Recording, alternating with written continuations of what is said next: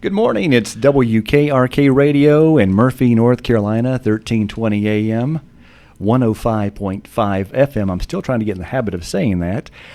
Cable TV channel 25 and worldwide we're at country.am. Good morning, Sheriff. Good morning. How are you this morning? Doing good. I hadn't seen you in a while. It's been a while. I was wondering if you're still around or not. Yeah, there was rumors of me retiring. Yeah. And I created most of them. Well, I figured since I sat in your seat that day and mashed buttons that you ran off. And I just got so mad I left. Yeah, never coming back. Well, you kind of prevented me from doing that now because I came back and you changed the format and everything. I guess you was worried I was going to take over. I don't know. I was worried what you were going to play. Yeah, right. Yeah. So I come back, get all this new software and all this new equipment, new frequencies and all this kind of stuff. All and kinds now of I don't fun know work. what to mash anymore. So. Yeah, we'll have to relearn now. There you go. Yeah, we're going to have to get you to start pushing buttons one day and see how you like it. Well, I tell you, a lot of people has been complimenting about the new format, though. Everywhere I go, people seem to like it. And last Monday when I left here, I put my car radio on 105.5, and it's been on there ever since. I don't think I've even changed channels since then. So I'm glad to hear that. Yeah, so everywhere I go, I'm listening to WKRK now. Yeah, and that's going to really help us out, too, with, like, football games on Friday nights when we don't have to go to low power like we do with the AM. Yeah.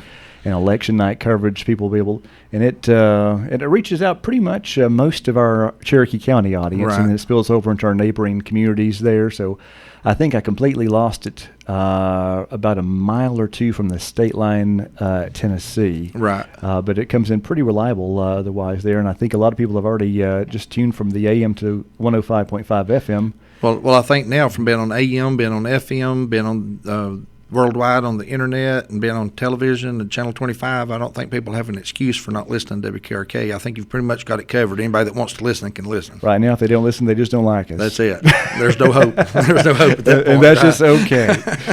We're not going to be liked by everybody, but we'll do our very best. But, the one thing I do like about going to that FM frequency, like you said, getting that range out, I know, like in football season, for example, if Andrews and Murphy's playing at the same time, a lot of times I may go up to Andrews and stay for the first half of that ball game and may come down to Murphy.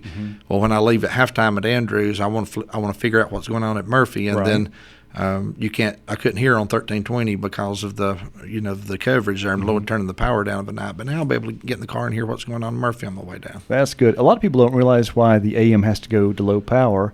And I'll do a quick description in a nutshell. The Earth is round. Right. There is a layer called the ionosphere that follows the curve of the Earth, but it's way up there in space.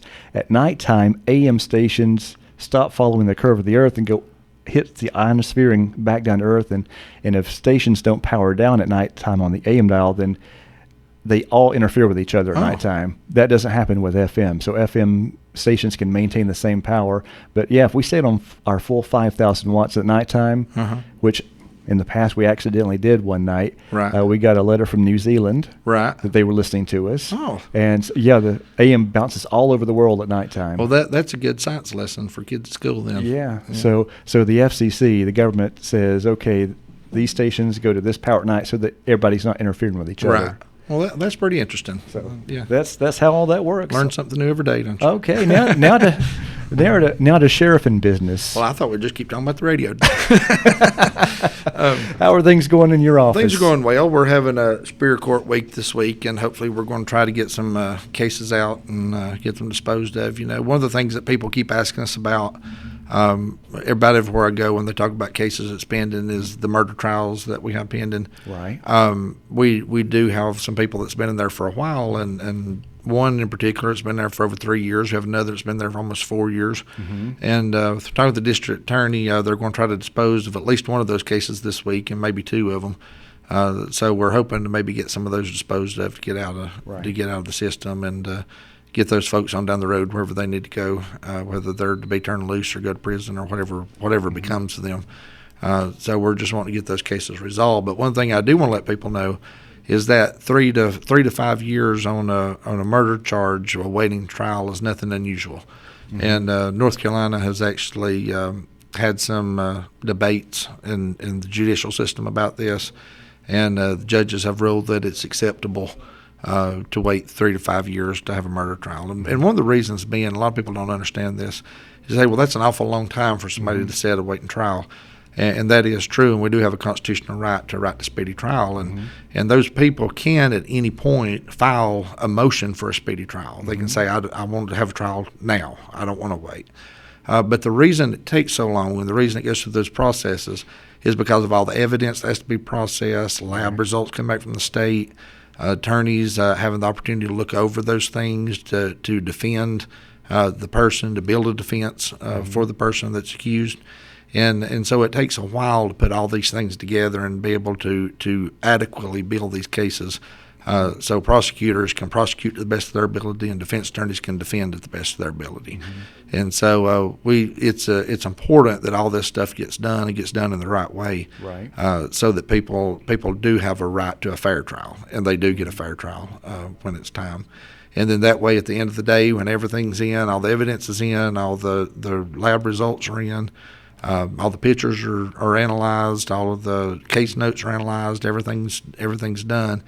Then the defense attorney can make a better informed decision then at that point, whether they want a trial, whether they want to plead to a charge, or what they want to do at that point. So, 3 to 5 years is a long time. It seems like a long time, but a lot of times it's necessary to ensure the person gets a fair trial.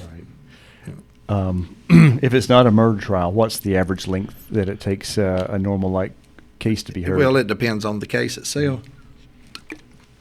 Most of our cases are taken somewhere in the range of could be anywhere from 6 months to 18 months, depending on what the case is. But a lot of our felony cases are taking a year to 18 months to get through the system. And what a lot of people don't realize also is that if we suspect somebody did a crime today and we know they need to be charged with that crime, it may take another couple months, 2 to 3 months, to get them through the grand jury process, to get all those reports turned in the district attorney's office, to get a grand jury date set, to go in front of those 16 folks in the grand jury to present your case, to see whether there's enough evidence there to take it to court. Once it passes grand jury, then you have to serve that person. You have to bring them in, process them, serve that. Then a superior court date is set. And so once that superior court date is set and that person has the right to appear and hire an attorney or defend themselves or have a court-appointed attorney, so there's a whole process for that. And then once that process is completed, then you have that time period again that the defense attorney needs to adequately prepare to defend their client. So by the time you go through all those processes, you're looking anywhere from 6 months to 18 months is typically what we're running. I know there's one frustrating part, especially from the victim's standpoint. If they're in court, they get the summons to appear in court, and they get there and just to find out that the case has been continued, and that sometimes happens over and over to the point that it's really frustrating for the victim. What is the purpose for the continuance? Going through those processes is one thing, and so someone may show up to court and not have an attorney. So then, depending on whether they want to hire an attorney or whether they want a court-appointed attorney, they may continue that case again to give that person a chance to either hire an attorney. Let's say they come in and say, I want my own attorney, I want to hire an attorney. So they may postpone it several months down the road or a month down the road to say, okay, here's you 4 weeks or 6 weeks, whatever, to hire an attorney. Well, they may come back at the end of that 6 weeks and say, well, I attempted to hire an attorney, it was too much, I can't afford it, so now I want a court-appointed attorney. So then the court will go through the process, maybe an appointed attorney, where they'll continue it down the road again because that new attorney's not had a chance to look at the case. So then maybe it's continued again, and they come into court, they look at it, maybe an officer's on vacation, so they may continue it again, because the witnesses are not able to testify. Or maybe they come into court and the defendant has another court case somewhere else, or maybe the defendant is in the hospital or sick or something of that nature, so it may get continued again. So it's nothing unusual for it to get continued, several times down the road before it's actually heard in court. And many times, even when people are going to plead guilty to a case, sometimes it's even continued several times before they plead guilty, just for the chance of getting representation, for an attorney to look at it, to give them some advice, whether this is a good idea or a bad idea, whether you want to take your chance on the trial or whether you're better off to plead. But also make no mistake about it, defense attorneys are there to help their client. And that's what they're there for. They're there to help their client and help them with the situation they're in. So the important thing is, if you get frustrated and say, well, I'm not going to court, Then if it's been continued a couple different times and that defense attorney realizes the victim's not in court or the officer's not in court and didn't show up and didn't make arrangements, then that defense attorney may jump up there and say, well, I want a trial right now. And then with no witness in the courtroom or no officer in the courtroom, if they're not readily available, that case may wind up getting dismissed because the person's not there to testify to it. So it's kind of a tricky situation. People know the both defendants and defense attorneys, and they know the system. They know how to use the system, how to play the system. And so even though it's frustrating, it's even frustrating for officers. Oh, yeah. Because I know many times over the years you go to every single court date there is for a year to 18 months to 2 years down the road to get your court case heard or to get somebody to plead guilty to it, And it's frustrating because I've went to court 15 times, just for them to come here and plead guilty or whatever may happen with that. Yeah. Well, you kind of touched on what I was going to ask next, that there are people that are frequent visitors to the court system who know and use and abuse that. Is that a huge contribution to why we have such a backlog in our court system? It is, but with our new district attorney, Ashley Welch, and the people, her staff, John Heinzman is our Superior Court resident ADA, Vicki Teams is our district court ADA here. With their efforts they put in, not just in Cherokee County, but district-wide, we're starting to see a reduction in the backlogs, and we're starting to see some of these things get moved through. And hopefully, as long as they keep progressing like they're progressing, hopefully in the next little bit we'll start seeing that backlog shrink down. But yeah, you're exactly right. One of the issues with that is that people do know how to play the system. Right. And one of the problems when we talk about continuances, for example, if I go out today and arrest him for committing a crime, and he's got a court date set 3 months from now, we may be ready to hear that court date, but if he gets arrested for something between now and then they'll want to consolidate those cases, so they'll continue it down the road to hear those two cases. Right. Well, if he commits another crime before those two cases are heard several months down the road, then they'll consolidate it again, but they'll continue it on. But they'll continue it on down the road again. I talk with my hands a lot, and I wind up hitting stuff. But they'll continue it again down the road, and to consolidate those crimes. So a lot of these people know if I keep committing crimes, if I keep doing things to get charged, they'll keep continuing all these cases down the road, and I'll keep getting continuance after continuance. Well, if you're the victim on that very first case, you're now a year down the road, or 18 months or 2 years down the road, and this person is keep committing crimes and keep getting locked up for stuff. And so the frustrating part of this is, for all of us, the frustrating part for citizens and officers is them remaining out on bond and remaining out of jail and not staying in jail. And so once again, I just want to remind people when we talk about those bond issues, that the bonds have to be set on your likelihood or appearance to come to court. It's not set as punishment. It's not set, to say you're a bad person, so I'm going to keep you in jail. That's not what bonds are for. They're there just to ensure that you'll show up for court. And no matter how many times we tell people that, I still see people wanting that bond to be different because of, in their mind, that punishment fee. Yeah. And so as long as people are going to court, as long as they're showing up for court, then the magistrates don't have a real recourse as far as increasing bonds or setting bonds to keep people in jail because they are going to court. They are showing up. And so it's a knowing how to play the system. They push all these things down the road until those victims do get frustrated, till they give up, they don't want to come to court, those kind of things. So it's important to go there. It's important to keep showing up, to keep going to get those trials heard and get those cases heard. But a lot of these defendants also know that if they keep committing these petty crimes, that's not real major felonies. They're not out here hurting people. They're not here killing, raping, maiming, mutilating people. If they're not doing these things, they know that at the end of the day, with this backlog court system, with all these cases pending to be heard, that they can get some kind of plea deal arrangement out of it. They can plea it all back down, consolidate them into one charge, and get all pled back down when it is time that they have to stand up and face the music. So they've been in the system a lot. They know how to play it. And so with Ashley Welch's team, we're hopefully making some progress on this, and kind of the district attorney's office is trying to clear some of those backlogs out and keep some of that kind of stuff from happening. And it's going to be a while before it's cleared out, but they're making progress and they're working on it. I first became exposed to the how to use the system back when I was in college. I'd gotten a speeding ticket. Right.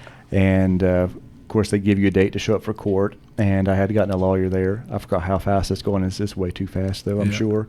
But the lawyer says, okay, the very first time, let's continue it to another date because the trooper is going to be there on that court date because he has other cases to talk about at that time. Right. But if we continue it to another date, the chances are that the person, the state trooper's not going to be there and so he said it's easier to win that way. Right. So there is an encouragement, I guess, by the person that is representing you to use the system to your advantage. Yeah. But I know it creates a problem because there does seem to be a moral issue there. There is, and there's a code of ethics that the defense attorneys are supposed to go by and use, and most do. I'm sure it's like any other profession. There's some out there that's probably not the best, that should be there, that's doing the right thing. But I think most of our attorneys do, and most of the attorneys around the area do have ethics and do have morals and do the right thing. It's just the way the system is, and like I say, they're hired to defend their client, and they're there to try to do what they can to help their client with the trouble they're in. I remember thinking even this when I was in college. Of course, I wanted to get a speeding ticket. Nobody likes having to pay speeding tickets.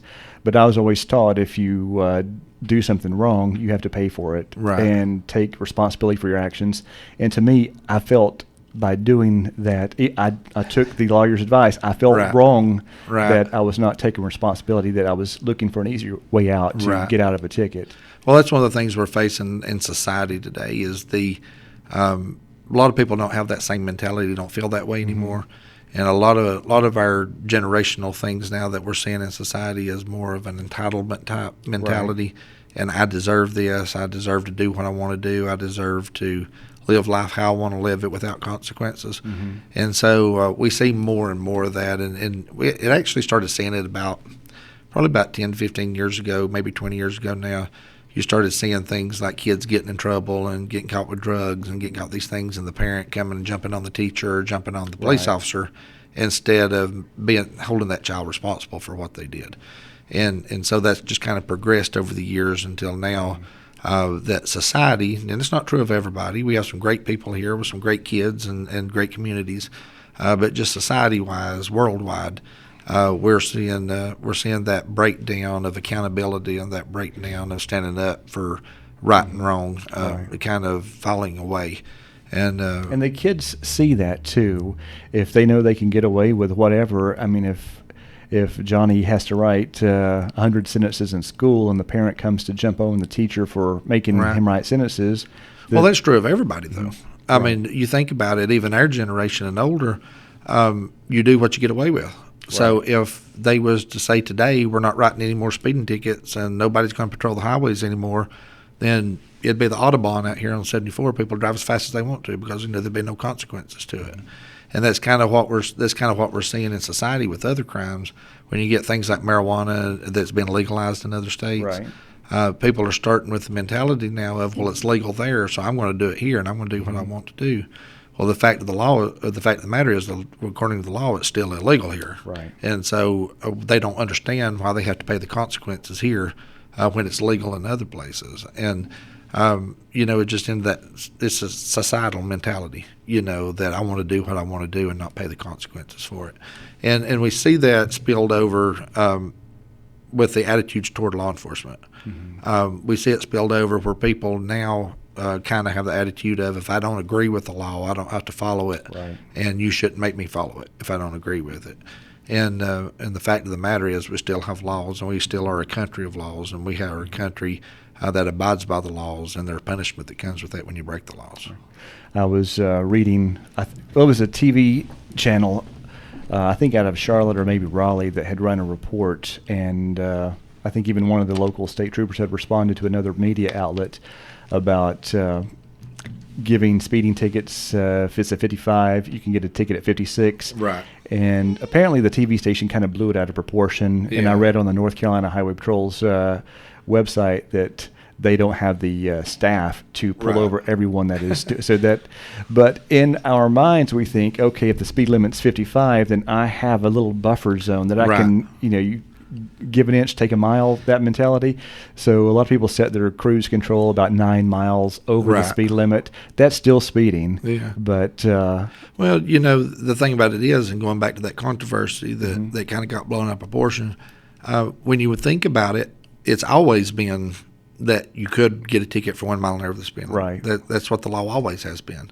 But it goes back to that thing, what I said a while ago about you'll do what you can get away with. Mm-hmm. So people started learning over the years that if I travel 3 or 4 or 5 miles over the speed limit, chances are I'm not going to get caught. Right. So that's kind of what people do. That doesn't make it legal. Right. That doesn't make it okay. It's just that's what people do because they know that's what they can get away with. Mm-hmm. And so this whole thing about riding a speeding ticket 56 and a 55, well, technically they could have done that all the time. There's nothing new, nothing's changed. It's just that people kind of got that mentality. I don't agree with it, so therefore you shouldn't punish me because I don't agree with it. And just practical. I'm a practical person, but when people were calling me about this, I'd always give them a practical answer.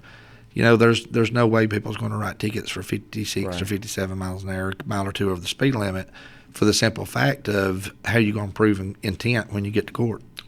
Right. How you going to prove that? Hey, I was trying to drive 55, but my foot got a little heavy and I didn't realize I was over. Or how are you going to prove that their speedometer wasn't correct and they thought they were 55? And so just being practical, I kept telling people, just calm down, it'll be all right. Because practically, they're not going to write tickets for 2 or 3 miles an hour of the speed limit, So that's kind of why you get that buffer area there. It's not because they're saying it's okay to drive 3 or 4 miles an hour of the speed limit. They're trying to determine what's appropriate and how I know that you're speeding. Yeah, and I'm just as guilty as anybody else. Right. I call it a driving award over in Polk County, Tennessee, Benton, Tennessee. I was thinking it was a 50. Was that driving award on a little pink piece of paper? It was, yeah. Yeah. It was last month, and I had my cruise set on 61. I thought, 61 and 55. Right. I'm good. This is not, I'm not going to get a ticket for that. Lo and behold, a town of Benton police officer pulled me over. Well, apparently, the 4-lane I was driving on, the speed had dropped to 40 miles an hour. So I was going 61 in a 40. So I was well over. But I had to tell the officer that I appreciated his professionalism. He came up to me and was very nice, courteous. And when I saw him approaching my car, I could tell that he was, just making sure that his safety was. And I had to realize that, the officers put their lives in danger. You never know who's going to roll that window down. And I just want to let him know that I appreciated how polite, respectful he was. And apparently I'd passed by 3 speed limit signs already. My goodness. Yeah, so it was my fault. So, part of that is take responsibility. You know.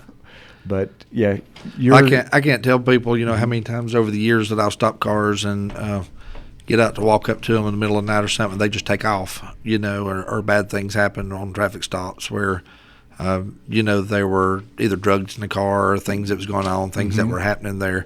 And as an officer, when you do approach those cars, people say, well, he had his hand on his gun, or he did this, or he did that.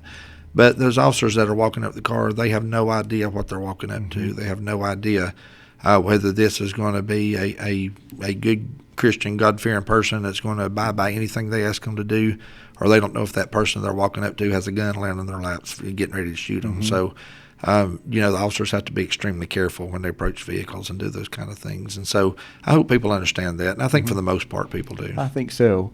Yeah, I was brought up taught to respect law enforcement, and I realize how dangerous that job is. Right. And you're not always dealing with calm, rational people. Right. I saw a thing on Facebook, a video a couple of days ago where it was a black male who, I don't even know where it was at. It was somewhere around one of our cities, though. He was talking about that he was out early in the morning. He was on his way to work. His car had broken down the middle of the road in between some, in a residential area, in between some businesses there, and. He talked about how that when he was stranded and broke down, this police car came up behind him, and those 2 white officers got out and approached him. And he said they were doing the same thing you were talking about. They were looking in the vehicle, had their hands on their weapons, was being real cautious. And when they approached the vehicle, he said I was very polite and very nice to them and explained to them what was going on. And he said those officers helped me. They helped push my car out of the road. They helped me get to safety. They helped me do these things. And his whole point on that was that the officers will treat you with respect if you'll show them respect. And if you are not throwing your walls up, and if you're not screaming and yelling and being aggravating toward them, then the officers are not going to be aggravating toward you. So I really like that message, and really liked what he had to say, is, that we can all respect each other and we can all get along. And it's not necessarily a black-white thing. It's not necessarily a race thing. It's the fact of how we treat each other and how we interact with each other. Yeah, respect is not given, it's earned. Right. So that's a very good message. Emma had brought in a story about what we were just talking about. It was from WBT, saying that police are ready to give out speeding tickets to anyone driving even 1 mile over the posted speed limit in North Carolina. That it says that we have in our brains the buffer zone. Right. So, but and the Facebook for Highway Patrol says we're not going to do that. Right. They legally can, but everyone is, there's just not enough staff for that. Well, that's it, and literally if you got out here and ran radar on the 4-lane and interstates and things that's around, you're going to find very, very few cars that are doing the speed limit and below. Everything practically out there is over the posted speed limit. So just you can't do it. There's just no way of stopping everybody out there that's speeding.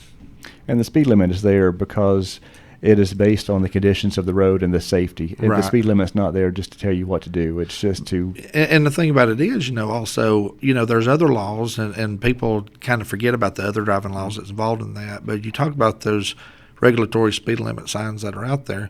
Well, if conditions change, those speeds change. Right. So if the speed limit out here is 55 or 60 on the 4-lane, but we're in thunderstorms or it's snowing or something out there, then those speeds come down and you can't continue to drive 55 or 60. Right. And there's tickets you can write for that, for exceeding a safe speed limit, And it's not necessarily that you're speeding, but it's that you're driving carelessly and recklessly due to the conditions. Right. And so people need to understand that those are signs that set out in perfect, ideal conditions. But when those conditions change, even the speed limits change, and even those type of actions change. The whole thing is set for the purpose of to be safe out there, and to watch out for other people, and to make sure that we're not doing things that's reckless, that's going to endanger ourselves, endanger our lives, and endanger the lives of other people. Yeah. Yeah, I try to remember this. I'm not the only person on this world, so there's others around me. So we just all got to work together and that I think that's the whole concept behind all of our laws. Right. And just a set of rules that we all can get along with each other. And people like to fight those rules, though. I saw a thing one time that said, in the Milky Way galaxy, I can't remember now what the numbers are. There's like 1 billion stars or something in our galaxy, and there's like 1 billion galaxies out there, and it talked about the vastness of space and all these different things. And down at the bottom it said, and believe it or not, it doesn't all revolve around you. That's true. Yeah, but sometimes we feel that way, don't we? We certainly do. Sometimes we feel that way. All right. Well, our time has really run away from us. And anything that you wanted to address before we say goodbye? No, I just want to be sure and let people know, that we're supposed to have a pretty first of the week, but it's supposed to turn off cold again at the end of this week. And we'll probably have another couple cold snaps. We'll have this one and maybe one more before it ever warms up for good. So we need to make sure that people don't get out there and get in situations where they're without heat and without those things. We do still have firewood. We still do have things at the sheriff's office. So if you're running out, know that cold weather is coming this weekend. So if you need something to get you through the weekend, please call and let us know so we can take care of that. 837-2589 for the sheriff's office. That's correct. Well, Sheriff, thank you very much. Always a pleasure to talk with you on Mondays. It's always good to be here. And we'll do this again next week. All right. Thank you very much. Thank you.